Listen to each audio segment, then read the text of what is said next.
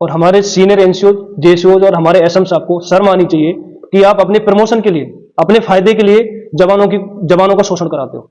अगर अपनी जगह सही सही डिटेलमेंट अगर जवानों को देने लगेंगे तो अधिकारियों की औकात नहीं है कि वो किसी भी जवान को अपने घर पे बड्डी सिस्टम के नाम पे अपने कुत्ते घुमा ले।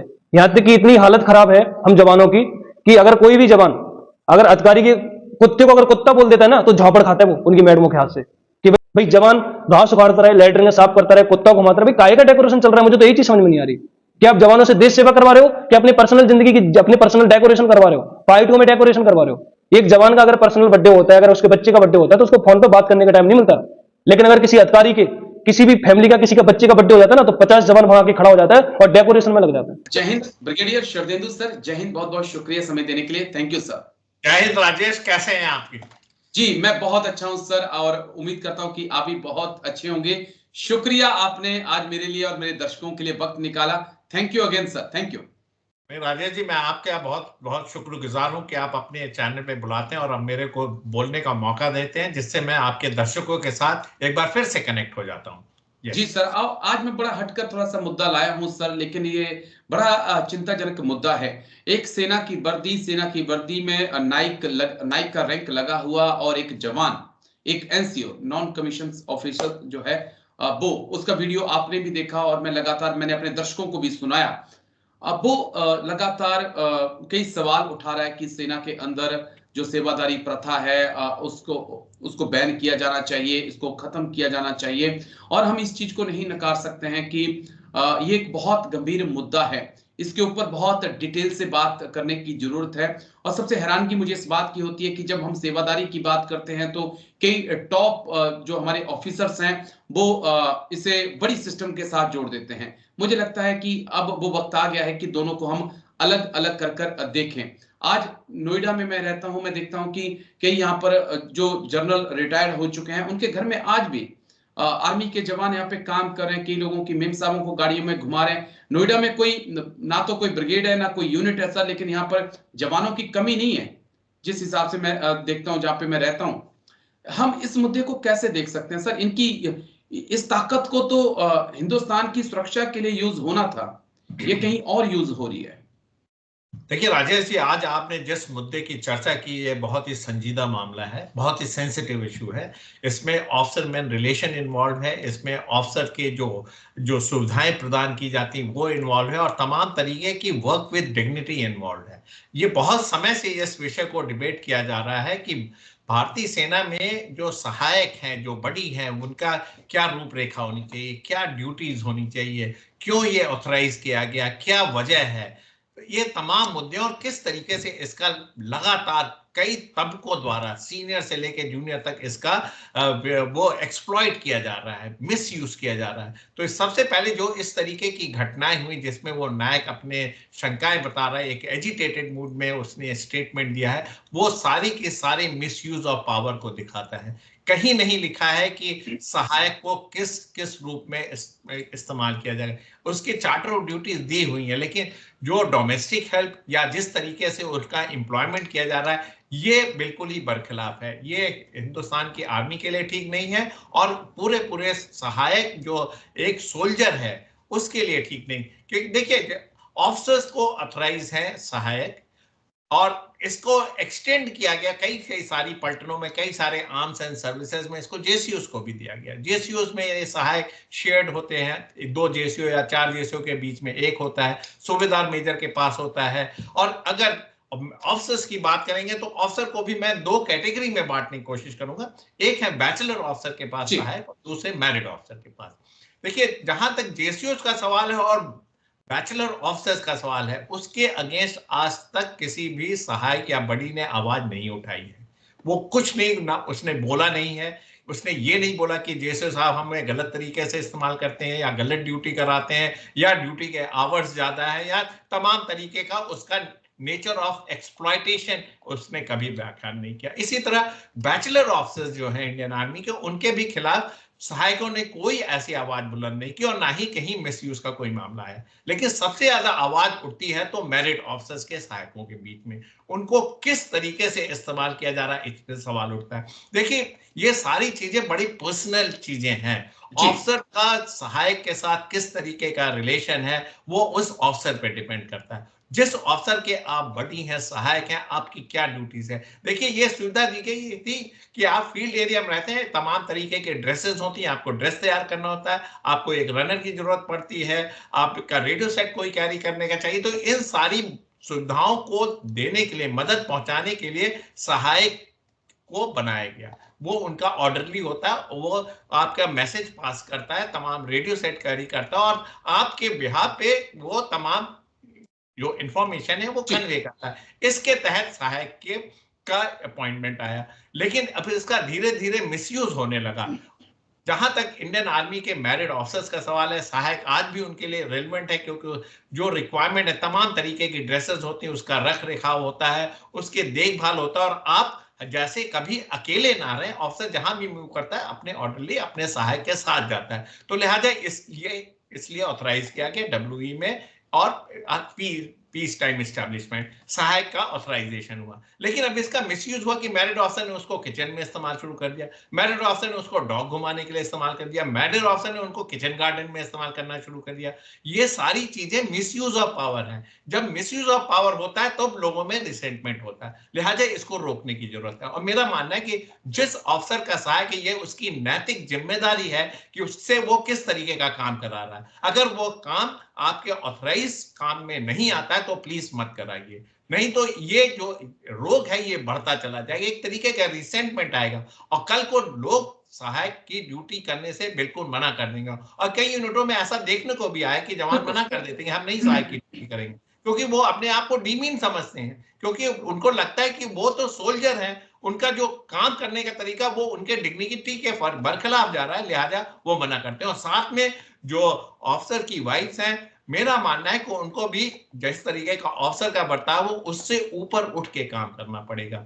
मेरा मानना है कि सोल्जर सोल्जर होता है, चाहे वो जवान हो, जेसी हो, ऑफिसर हो, उसका बेसिक जिम्मेदारी देश की रक्षा करना है, अपनी ट्रेनिंग करना और जब समय आए तो अपनी ड्यूटीज को डिस्चार्ज करना है। लिहाजा जो मैरिड ऑफिसर है, उनकी फैमिली जो है, उनको इस चीज को समझना पड़ेगा। पहली चीज, आपका पर्सनल नौकर नहीं है। नंबर 2, ये आपके हस्बैंड के ड्रेस और चीजों को लगाने के लिए और उनके हमेशा 24 घंटे साथ रहने के लिए है। या आपके किचन में काम करने के लिए नहीं, आपके किचन गार्डन में काम करने के लिए नहीं, आपके डॉग को घुमाने के लिए नहीं। ये उनको समझना पड़ेगा। और एक बहुत अच्छी किताब है wedded to olive green, Rajesh ji. Okay. मैं हमेशा सारी महिलाओं को बोलता हूं जिन्होंने फौजी ऑफिसर से शादी की है, जो मैरिड ऑफिसर्स हैं, उनकी वाइफ, उनको वो उस बुक को पढ़ना चाहिए और उसको verbatim word by word implement करना चाहिए। मैंने तो अपनी यूनिट में वेडेड टू ऑलिव ग्रीन सारी लेडीज को दिया था, पढ़ेंगे, और उसकी क्लास चलाई थी और उनका एक जो ग्रूमिंग होती है लेडीज की, वो ग्रूमिंग की गई थी, जैसे इस तरीके के इंसिडेंसेस ना हो।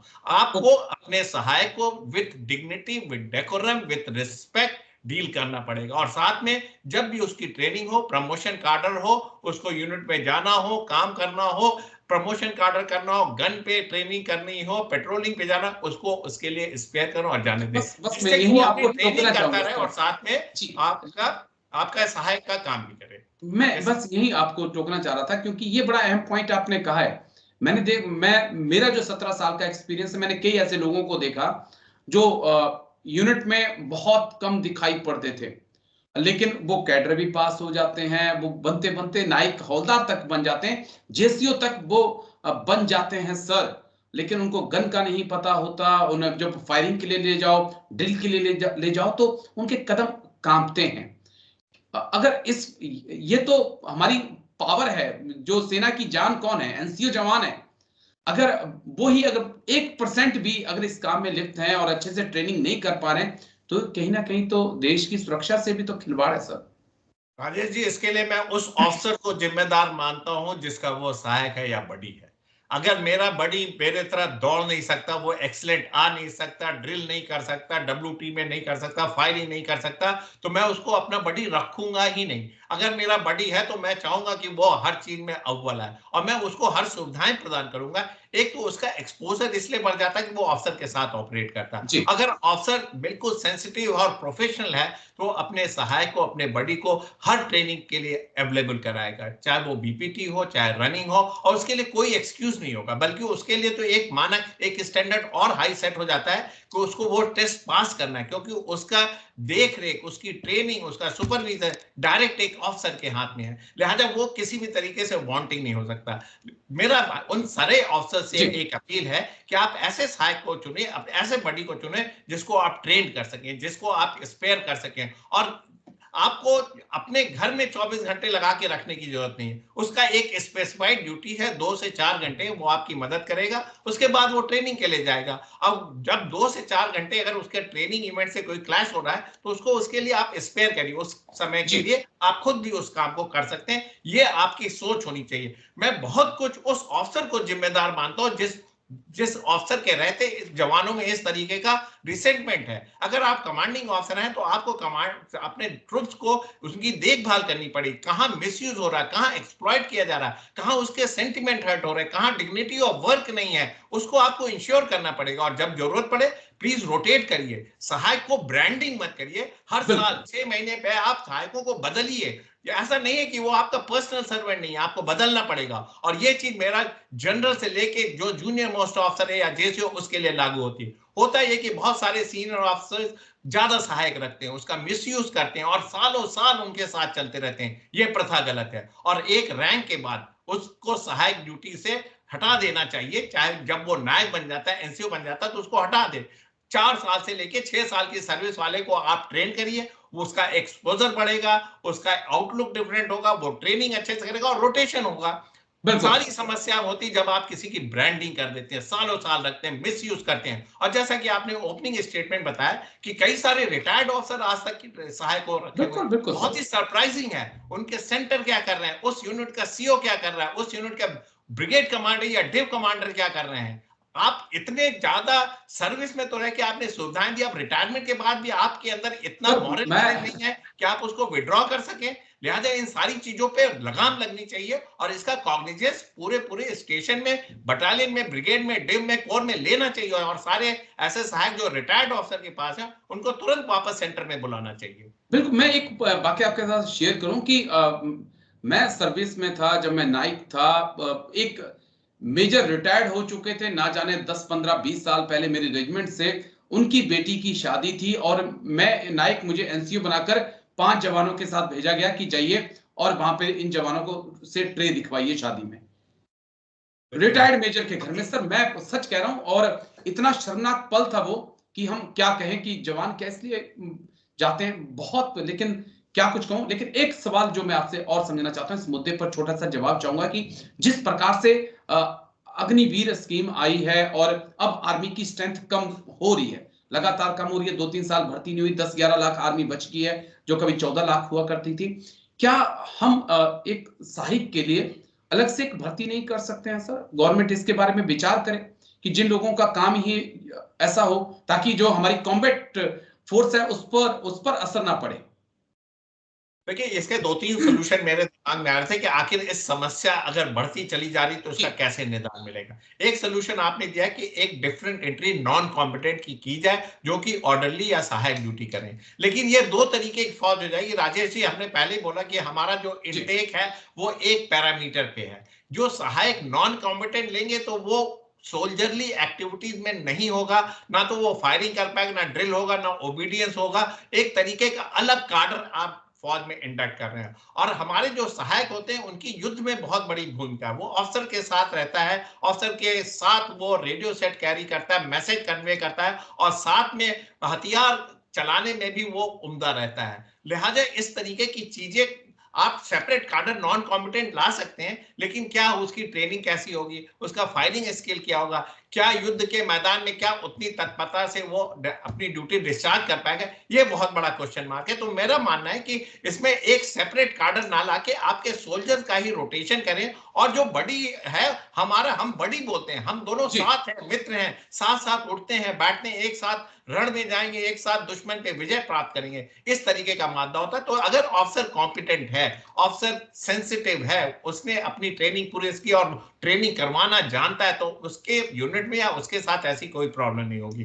तो एक सोल्यूशन आपने दिया, लेकिन इसके कुछ रिपरकशन है, माइनस पॉइंट है। ये नॉन कॉम्पिटेंट शायद लड़ाई में पूरी भूमिका नहीं निभा पाएंगे। दूसरी बात एक मैं बोलना चाहता हूं आपके चैनल के माध्यम से, एक आप पीस टाइम में जो सहायक हैं उसके बदले में आप एक सर्वेंट अलाउंस कर दें, आपको जो बड़ी की जो रिक्वायरमेंट है आप सर्वेंट अलाउंस में दें, जिसमें आपका ड्रेस का मेंटेनेंस है, ड्रेस अलाउंस आपको मिलता है, उसमें सर्वेंट्स अलाउंस ऐड कर दो और इस पूरी प्रथा को निकाल दें। और जिनको टैक्टिकल गार्ड ऑथराइज है कमांडर ऑनवर्ड, उनके यहाँ टैक्टिकल गार्ड हो, जैसे कि कमांडर, डिव कमांडर या स्टेशन कमांडर, इस तरीके जो है उनके टैक्टिकल, उनकी सुरक्षा, उनके यहाँ तमाम तरीके की उनके जो डिस्चार्ज ऑफ ड्यूटी में जो मदद करते हैं उनकी रिक्वायरमेंट है वो बनी रहेगी। टैक्टिकल गार्ड दे और साथ में जो प्लाटून डिप्लॉयड है, 20-20, 30-30 लोगों का डिप्लॉयमेंट, नॉन एसेंशियल ड्यूटीज करें, उस पर कर्व लगाने की जरूरत है। और ये कब इररिस्पेक्टिव ऑफ लगे, आर्मी कमांडर डाउन बिलो जितने सारे लोगों के पास एक्सेस मैन पावर है उसको निकाले, क्योंकि हर एक, जैसा कि आप उस वीडियो में भी बोला जा रहा था कि ऑफिसर के यहाँ कोई गार्डनिंग में 15-15 लोग लगे, कोई टेंट 10 लगा रहे हैं, कोई इस तरीके की जो नॉन प्रोडक्टिव एक्टिविटी जिसमें तमाम मैन पावर का कंजम्पशन है उसको रोकें। और ये सीनियर लेवल से ट्रिकल डाउन करेगा तो अपने आप ही चीजें इंप्लीमेंट होंगी। चलिए सर, आखिरी